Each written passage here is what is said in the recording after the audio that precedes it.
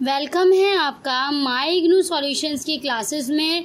और आज हम MPSC 001 भारत एवं विश्व का यूनिट 2 कवर करेंगे। यूनिट 2 भारतीय विदेश नीति के अध्ययन के उपागम है। यानी पहले यूनिट 1 में हमने पढ़ा था भारतीय विदेश नीति क्या है, किस तरह से कार्य करती है, किन किन चीज़ों पर डिपेंड है। और इस यूनिट में हम इसके उपागम यानी अप्रोचेस को पढ़ेंगे। तो चलिए शुरू करते हैं। तो वीडियो शुरू करने से पहले मैं आपको बताना चाहूँगी, आपको इग्नू MA पॉलिटिकल साइंस से related online classes, study material, solved assignment, previous year paper कुछ भी चाहिए तो उसके लिए आप हमें हमारी वेबसाइट पर जाकर कांटेक्ट कर सकते हैं, या हमारे डिस्क्रिप्शन में जो हमने आपको कांटेक्ट दिया है उस पर भी आप हमें कांटेक्ट कर सकते हैं। तो चलिए इसको शुरू करते हैं। तो देखिए, आपको बता दिया, तो आपको मैं बताना चाहूँगी कि ये जो हमारा इंडिया एंड द वर्ल्ड है, इसमें हम इंडिया और वर्ल्ड की बात कर रहे हैं। यानी इंडिया भारत के जो संबंध हैं वो पूरे वैश्विक तौर पर कैसे हैं उसकी हम बात कर रहे हैं। तो देखिए, भारतीय विदेश नीति से संबंधित जो साहित्य है, जो भी हमारे पास राइटिंग्स है, वो इसी विषय के बारे में कई सारे उपागम प्रस्तुत करती। यानी हमें भारतीय विदेश नीति को पढ़ने समझने से संबंधित चीज़ें समझना, जैसे हमें अगर भारतीय विदेश नीति को समझना है तो किन किन अप्रोचेस को समझना होगा। तो इसमें सबसे अच्छी अप्रोचेस हमारे पास आती हैं यथार्थवाद, नव यथार्थवाद, अंतर्निर्भरता, जटिल अंतर्निर्भरता। तो इन सभी की अप्रोचेस को हमें समझना ज़रूरी है अगर हमें भारतीय विदेश नीति को समझना है। ओके, तो भारतीय विदेश नीति, देखिए भारत की जो विदेश नीति यानी भारत विदेशी संबंध में किस तरह से क्या नीतियाँ अपनाता है, उसको समझने के लिए हमें अपने परंपरागत उपागम को समझना पड़ेगा। क्योंकि हमारी कोई भी नीति परंपरागत चीज़ों पर ही डिपेंड है। हमारे किसी भी उपागम में, किसी भी नीति में हमें अपने ऐतिहासिक स्वरूप देखने को मिलता है। जैसे कि मैंने पहले भी आपको बताया था पिछले वीडियो में। तो अभी क्या है, भारतीय विदेश नीति की आंतरिक जड़ें, जो जड़ें हैं सांस्कृतिक एवं सामाजिक राजनीति से प्रकृति है। जो सामाजिक है, हमारा समाज है, हमारी संस्कृति है, उसके ऊपर डिपेंड है। और जिसका केंद्र कौन है? ऐतिहासिक अनुभव, जो हमने पास्ट में अपने अनुभव किए हैं। अब पास्ट में हमारे क्या क्या अनुभव हुए हैं, तो देखिए जैसे हमारे ऊपर ब्रिटिश का रूल रहा है, हमारे राष्ट्रीय आंदोलन हुए हैं। तो ये सब हमारे ऐतिहासिक अनुभव है जिनके ऊपर हमारी भारतीय विदेश नीति आज की डेट में डिपेंड है। महात्मा गांधी, जवाहरलाल नेहरू काफ़ी अच्छे नेता रहे हैं, मतलब पहले के हमारे स्वतंत्रता टाइम में। तो इनके जो आदर्श हैं और इनके सिद्धांत हैं, इन्हीं के आधार पर हमारी जो है विदेश नीति चलती है। इनकी कूटनीति, इनकी अहिंसा की पॉलिसी, इनकी जितनी भी नीतियाँ हैं इन्होंने अपनाई है। और जो वर्ल्ड के लिए ये सोचते हैं, मतलब विश्व के लिए, उसी के ऊपर हमारी आज की विदेश नीति भी निर्भर करती है। तो यहाँ तक आपको समझ में आया? अब आगे चलते हैं। तो भारतीय विदेश नीति के राजनीतिक यथार्थवाद तथा जटिल नव यथार्थ उपागम। तो देखिए, यथार्थवाद की बात करें तो यथार्थवाद क्या है? यथार्थवाद तो आपने पहले भी पढ़ा। यथार्थवाद के ऊपर वीडियो हमारे चैनल पे ऑलरेडी अपलोड हो चुकी है, आप वहाँ से जाके भी देख सकते हैं, और डिस्क्रिप्शन में भी मैं उसका लिंक आपको प्रोवाइड कर दूँगी। तो बेसिकली भारतीय विदेश नीति यथार्थवाद तथा जटिल नव यथार्थवाद के उपागम पर डिपेंड है। अब कैसे है? भारतीय जो युद्ध नीतियाँ हैं, भारत की युद्ध नीतियाँ हैं, इसमें यथार्थवादी विचारधारा बहुत ज़्यादा है। ओके, इसमें युद्ध में आप देखते हो कि युद्ध में कई सारी नीतियों को अपनाया जाता है, उसमें हमारे पास यथार्थवादी नीति बहुत ज़्यादा है भारतीय युद्ध नीति में।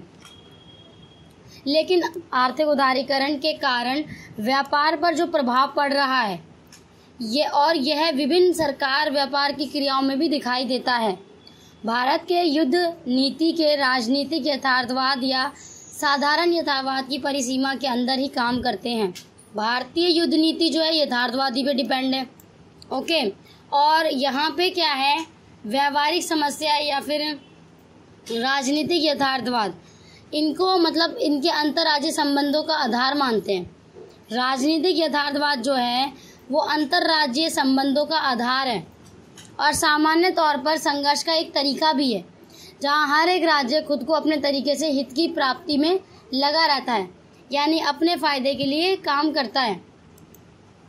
तो सिंपल से सिंपल बात बताएं तो भारतीय विदेश नीति में यथार्थवादी विचारधारा, यथार्थवादी यानी कि अभी असल में रियलिटी में जीने का, रियलिज्म हमारे भारतीय विदेश नीति में है। अब बात करें नव यथार्थवाद की, तो नव यथार्थवादी राजनीति की सर्वोच्चता को स्वीकार करता है। सबसे पहले इस विचारधारा के बारे में समझेंगे। जो नव यथार्थवादी है वो राजनीति की सर्वोच्चता को स्वीकार करता है, लेकिन यह भी मानता है कि अंतर्राष्ट्रीय संबंधों का आधार अंतर्राष्ट्रीय व्यवस्था है। क्योंकि देखिए, अगर व्यवस्था ही अच्छी नहीं होगी तो फिर किसी भी विचारधारा को मानेंगे या कोई भी संबंधों को मानेंगे तो वो ज़्यादा देर तक टिकेंगे नहीं। अब ये जो व्यवस्था है, जो कि सिर्फ संघर्ष ही नहीं बल्कि पात्र या राज्यों के हितों के लिए भी शरण पर आधारित है। इस अप्रोच की दो मान्यताएं हैं। पहली, भारत राज्य की सुरक्षा सर्वोपरि है। यानी देखिए, नव यथार्थवादी दो विचारधाराओं के बारे में बात करेंगे। पहले तो यथार्थवादी हमने समझ लिया। यथार्थवादी हमारे रियलिज्म पर डिपेंड है, जो हमारी असल में हमारे साथ हो रहा है। ऐसा नहीं है कि भाई पहले संबंध अच्छे हैं, ठीक है, तो पहले हमने उन पे यकीन कर लिया, लेकिन ऐसा नहीं है कि आज अगर वो हमारे साथ धोखा कर रहे हैं तो आज हम उन पर आंख बंद करके यकीन कर लेंगे, तो ऐसा नहीं है। यथार्थवादी जो विचारधारा है वो असलियत में जीते हैं। और वही नव यथार्थवादी विचारधारा में क्या है, कुछ बदलाव हुए। इसमें सबसे पहली जो उपागम है, दो उपागम है। पहले है भारत राज्य की सुरक्षा सर्वोपरि है। जो हमारा राष्ट्र है, हमारा भारत, उसकी सुरक्षा सर्वोपरि है तथा इसे राष्ट्रीय हित माना जाता है। तो राष्ट्रीय हित के लिए हमें काम करना होगा। इसके अलावा यह सभी राजनीतिक एवं युद्ध करने वाले चिंतन एवं योजनाओं का मार्गदर्शन है। जब भी हम कोई राजनीतिक या युद्ध करने के कोई चिंतन करते हैं, कुछ भी उसके लिए योजना बनाते हैं, कुछ भी उसके बारे में डिस्कशन करते हैं, तो उसका मार्गदर्शन करती है। विदेशी प्रभुत्व एवं उपनिवेशवाद के अनुभव एवं विश्वास ने राष्ट्रीय सुरक्षा के लक्ष्य की महत्वता को और बढ़ा दिया है। देखिए, जो विदेशी प्रभुत्व है, जैसे आप देखते हैं आज की डेट में अमेरिका एक महाशक्ति बन गया है, तो वो अपना प्रभुत्व सब में जमाना चाहता है। उसके अलावा उपनिवेशवाद हुआ है। भाई उपनिवेशवाद वही तो है ना, जो एक मतलब एक राष्ट्र दूसरे राष्ट्र पर कब्जा कर लेता है। तो इन चीज़ों ने क्या है कि मतलब राष्ट्रीय सुरक्षा के लक्ष्य को बहुत बढ़ा दिया है कि हमें राष्ट्र की सुरक्षा करनी होगी, हमें सिक्योरिटी को टाइट करना होगा, चीज़ों को अच्छे से समझना होगा। और अगर हम इतिहास की तरफ देखें तो ये बात हमारी तरफ से पूरी तरह स्पष्ट हो जाती है। इतिहास हमारा देखिए इन सब चीज़ों को बताता है। जब जब भारत का राजतंत्र अलग अलग हुआ है या कमज़ोर हुआ है, तब जो है देश विदेशी प्रभुत्व एवं शासन का शिकार रहा है। और दूसरी मान्यता के अनुसार अंतर्राष्ट्रीय व्यवस्था वास्तव में अंतर्राज्यीय व्यवस्था है। तो देखिए, पहली बात ये, हमारे पास भारतीय राष्ट्र की सुरक्षा सर्वोपरि है, ठीक है। देन दूसरी व्यवस्था की मान्यता की बात कर लेते हैं। तो इसमें क्या है कि देखिए, भारतीय विदेश नीति के यथार्थवादी दृष्टिकोण में कुछ ऐसे प्रसंग भी जिनकी बार बार पुनरावृत्ति हुई है। सबसे पहले ये देखा गया कि चीन भारत का संभावित या वास्तविक सैन्य प्रतियोगी या प्रतिद्वंदी है। अभी हमें पता ही है भाई, चीन जो है वो भाई भारत के साथ होड़ में लगा हुआ है और भारत की हमेशा उससे होड़ लगी रहती है। मतलब दोनों में क्या है, टक्कर है। मतलब कहते नहीं है कि मतलब बिल्कुल 36 का आंकड़ा है, वही चीज़ है। तो 1962 के भारत चीन संघर्ष का सीमा विवाद ने इस दृष्टिकोण में बहुत ज़्यादा बल दिया है कि दो बड़े और शक्तिशाली पड़ोसी देशों का प्रतिद्वंदी होना तय है। कम से कम समय पर तो अवश्य पाकिस्तान की विदेश और अविदेश तथा जम्मू और कश्मीर के ऊपर विवाद शीत युद्ध के समय सोवियत संघ की तरफ झुका। आपके लिए क्या है, ये एग्जाम्पल्स हैं, ठीक है। ये तो मेन पॉइंट है आपका, ये एग्जाम्पल्स हैं। आप इसको ना वीडियो को पॉज करके भी इसको लिख सकते हैं। ये पॉइंट बहुत इंपॉर्टेंट है, जो मैंने ये पूरे के पूरे चैप्टर में से जो इम्पोर्टेंट पहलू हैं वो लिखे हैं यहाँ पे। तो आप वीडियो को पॉज करके इसे लिख सकते हैं, ठीक है, ताकि आगे के लिए आपके काम आए। तो मैं आपसे यही कहूँगी कि आप इसको साथ में साथ एक नोटबुक लेके, कॉपी और पेन लेके बैठिए और ना इसको साथ में साथ इसके नोट्स बनाते हुए चलिए, क्योंकि साथ साथ आप अगर स्टडीज़ करेंगे तो साथ साथ ही आपका क्या है, आगे समझ भी आएगा। क्योंकि जब तक लिखोगे नहीं, आपको थोड़ा माइंड में पड़ेगा नहीं। आज पढ़ लिया, आज वीडियो देख लिया, कल देख लिया वीडियो, तो ऐसे हमेशा नहीं चलेगा। अगर आपको अपनी स्टडी को दिमाग में बिठाना है तो आपको लिखना भी होगा, थोड़ी सी खुद भी मशक्क़त करनी होगी, ठीक है। तो चलिए हम यहाँ पे बात कर लेते हैं। देखिए, ये हमारा पॉइंट है भाई, भारत और चीन दोनों में एक मतलब सैन्य प्रतियोगी प्रतिद्वंदी है। और यहाँ पे प्रतिद्वंदी के लिए आप काफ़ी सारे पॉइंट्स हैं आपके पास। देखो, जम्मू कश्मीर के ऊपर विवाद में शीत युद्ध के समय सोवियत संघ के ऊपर मिल गया था चीन जाके। भारत और पाकिस्तान की जब वो छड़ी थी जंग, तो उसमें भी चीन ने साथ दिया। मतलब ये है कि चीन और भारत के संबंध हमेशा से ठीक रहे ही नहीं है। चीन का एक आर्थिक एवं सैन्य शक्ति के रूप में उदय एशिया एवं प्रशांत तथा हिंद महासागर क्षेत्र की सुरक्षा में बड़ा एवं अप्रत्यक्ष प्रभाव पड़ेगा। इसके परिणाम स्वरूप क्षेत्रीय समीकरणों के पुनः संतुलन से भारत की सुरक्षा और संप्रभुत्व पे प्रत्यक्ष प्रभाव पड़ेगा। मतलब डायरेक्ट प्रभाव पड़ता है।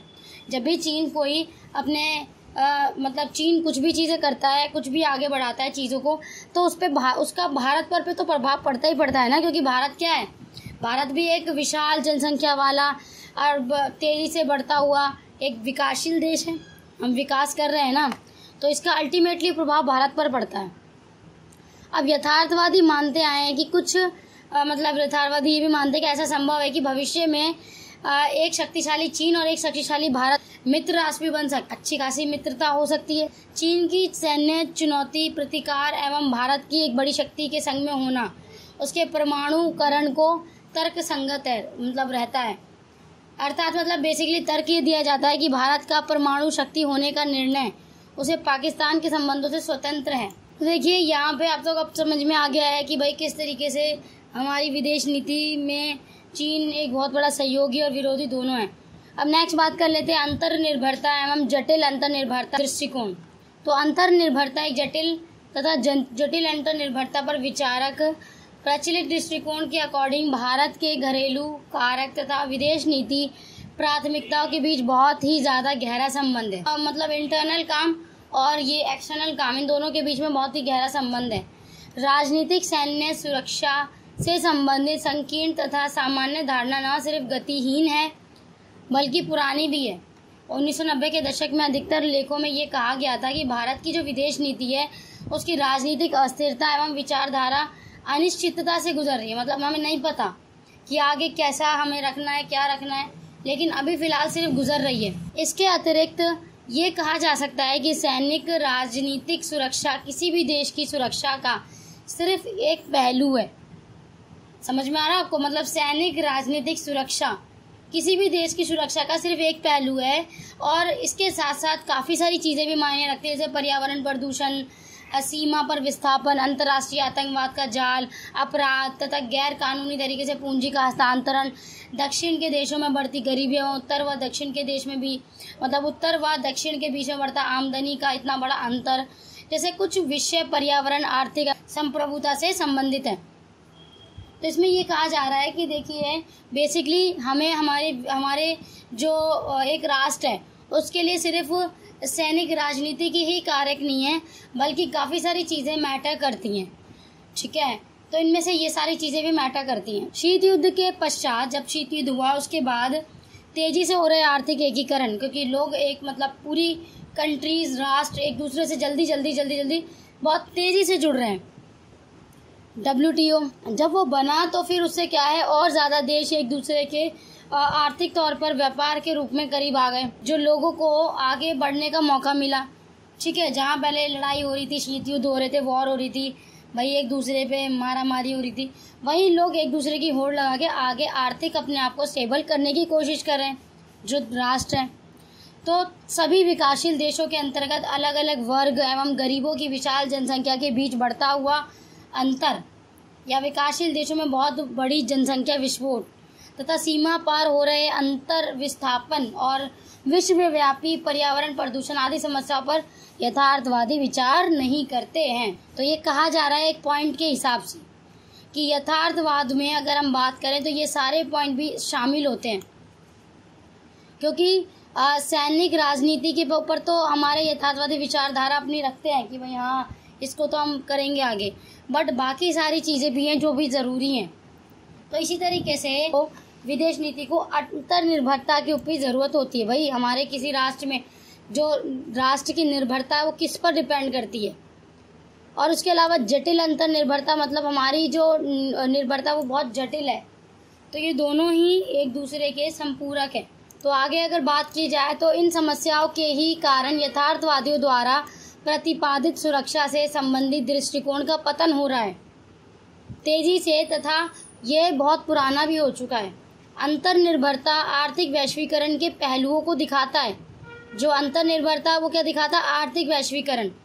भाई आर्थिक रूप में वैश्वीकरण कीजिए। वैश्वीकरण क्या होता है? ग्लोबलाइजेशन, देशों का एक दूसरे से जुड़ना। अब अगर हम व्यापार के लिए जुड़ेंगे या फिर आर्थिक तौर पर जुड़ेंगे तो हमारा भी फायदा होगा और भाई सामने वाले का भी फायदा होगा। और पराराष्ट्रीय आर्थिक प्रक्रियाओं एवं संस्थाओं का उदय दिखाता है। जो अंतर्निर्भरता है वो क्या दिखाता है? संस्थाओं का उदय और प्रक्रिया, विश्व व्यापार संगठन जैसे WTO, विश्व मुद्रा कोष, विश्व बैंक तेजी से, मतलब ये सारी संस्थाएं वित्त का विस्तार करने के लिए बहुत ज़रूरी हैं। पैसों का, अगर हमें अपने देश की व्यवस्था को सुधारना है, विकसित करना है, बाजार में प्रवेश करने के लिए ऋण की सहायता के लिए हमें ज़रूरत होती है ना, तो राजनीतिक एवं सामाजिक शर्तें देना, औद्योगिक देशों में विशेष तौर पर अमेरिका द्वारा विकासशील देशों पर विश्व व्यापार संगठन के मसले पर सामूहिक दबाव डालना, तो ये सब इसमें शामिल है। ओके, तो बेसिकली ये सब चीज़ें हमारे लिए ज़रूरी होती हैं कि हम अपनी अंतर्निर्भरता को समझते हुए आगे अपनी विदेश नीति को बनाएं। ठीक है, तो यथार्थवादियों को इसमें क्या है बताया गया है कि भाई यथार्थवादी सिर्फ सैन्य शक्ति पे अपनी ज़्यादा राय देते हैं, तो लेकिन हम अगर इंटरनल चीज़ों को देखें तो हमें और ज़्यादा अपनी चीज़ें समझ में आएंगी। तो ये अंतर्निर्भरता अलग है, अंतर्निर्भरता अलग है। ये भिन्न प्रकार की व्यवहारिकता की बात करती है, अलग तरह की व्यवहारिकता जो कि व्यापार एवं आर्थिक सहयोग पर केंद्रित है। मतलब जब भी आपको कोई व्यापार करना होता है या आर्थिक सहयोग चाहिए तो उस पर केंद्रित है और इसमें परिवर्तन के लक्षण हैं। मतलब उदाहरण के तौर पर विदेश आर्थिक नीतियों में वित्त मंत्री का बहुत बड़ा योगदान है, जबकि विदेश मंत्री विशेषकर विदेशों में भारतीय दूतावासों का सहयोग, योगदान और सहूलियत प्रदान करने में रह गया है। दो तरीके के है ना, एक तो वित्त मंत्री है, एक तो विदेश मंत्री है। अब वित्त मंत्री क्या है? यह आर्थिक नीतियों को विदेश में इस्टेब्लिश करने का और मतलब आर्थिक तौर पर देखने का काम करते हैं। और जबकि विदेश मंत्री क्या है? विदेश मंत्री मतलब भारतीय दूतावास जो जाते हैं उनको योगदान, वीज़ा लगाने में सपोर्ट करते हैं। तो घरेलू क्षेत्रों में विदेश नीति का प्रभाव तथा निगम क्षेत्र की भूमिका बढ़ गई है। सरकार भले ही नीतियों का निर्माण करती रहे परंतु निगम की उसे काम करने में लगाते हैं। मतलब जो निगम है वही उसे काम करने में आगे लगाते हैं। तो ऐसे में नई विश्व व्यवस्था क्या है? नई विश्व व्यवस्था धनी एवं गरीब तथा कमजोर और शक्तिशाली के बीच अंतर्निर्भरता एक विषम संबंध को जन्म देती है। यानी आप देखते हो भाई, कोई बहुत अमीर है, कोई बहुत गरीब है, कोई बहुत कमजोर है, कोई बहुत ज़्यादा शक्तिशाली है, तो इनके बीच में एक बहुत अंतर्निर्भरता, मतलब एक दूसरे के ऊपर निर्भरता, और ऐसी निर्भरता जो कभी ना खत्म होने वाली है, उस संबंध को जन्म देती है। यह गरीब एवं कमजोर को धनी एवं शक्तिशाली के ऊपर निर्भर करती है। वैश्वीकरण का अर्थ अन्य बातों के अलावा यह भी है कि नीति निर्माण का केंद्र राष्ट्रीय संप्रभुता के नियंत्रण से स्थानांतरित हो रहा है। जो हमारा मेनली नीति निर्माण के लिए केंद्र है वो राष्ट्रीय संप्रभुता के नियंत्रण से अलग हट रहा है। अंतर्राष्ट्रीय संबंधों से घटती हुई स्वायत्तता का अर्थ है नीति निर्माण शक्ति का ह्रास। सिर्फ आर्थिक ही नहीं बल्कि राजनीतिक क्षेत्र में भी हो रहा है। अंतर्राष्ट्रीय संबंधों में घटती हुई स्वायत्तता का अर्थ है नीति निर्माण शक्ति का ह्रास। आर्थिक ही नहीं हो रहा है बल्कि राजनीतिक क्षेत्र में भी हो रहा है, फिर चाहे वह निवेश से संबंधित नीतियां हो या प्रौद्योगिकी का आयात या विदेशी ऋण हो।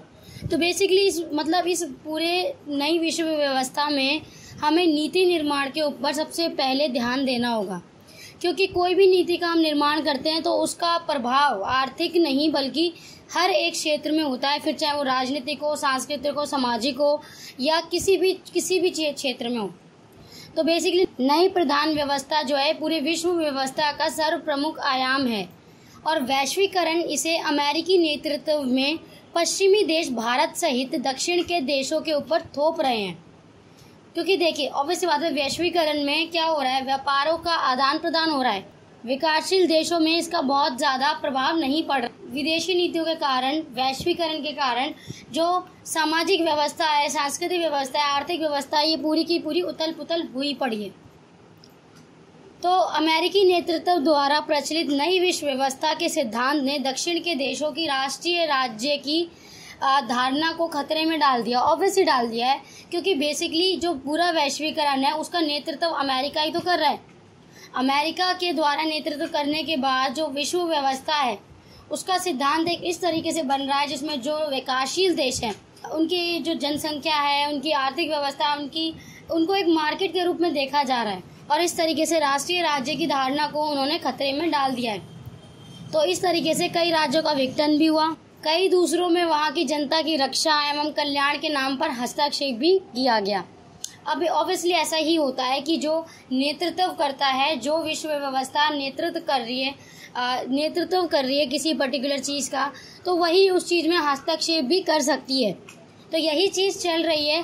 तो ऐसे में जो नई विश्व व्यवस्था है उसमें विकसित और विकासशील दोनों ही तरह के देशों की, दोनों ही तरह के राष्ट्रों को ध्यान में रखते हुए नेतृत्व करना चाहिए, और इसी के सम्मुख हमारी विश्व व्यवस्था या हमारी जो विदेश नीति है वो बननी चाहिए। तो यहाँ तक के लिए हमारा चैप्टर जो फिनिश हो, मैंने काफ़ी शॉर्ट में आपको ये पूरा चैप्टर समझा दिया। आई होप आपको सारी चीज़ें डिटेल में समझ में आई होंगी। अगर आपको कन्फ्यूजन है आप दोबारा से वीडियो को देख सकते हैं, क्योंकि ऑब्वियसली बात है कि एक बार में ये चीज़ नहीं समझ में आई। इस वीडियो को आप पॉज करके भी नोट्स लिख सकते हैं, क्योंकि नोट्स मेरे द्वारा ही बनाए हुए हैं। जब आप बुक पढ़ेंगे तो उसमें आपको और ज़्यादा मतलब वर्ड्स देखने को मिलेंगे। इसमें काफ़ी आसान वर्ड्स में मैंने पूरे चैप्टर को समझाया है।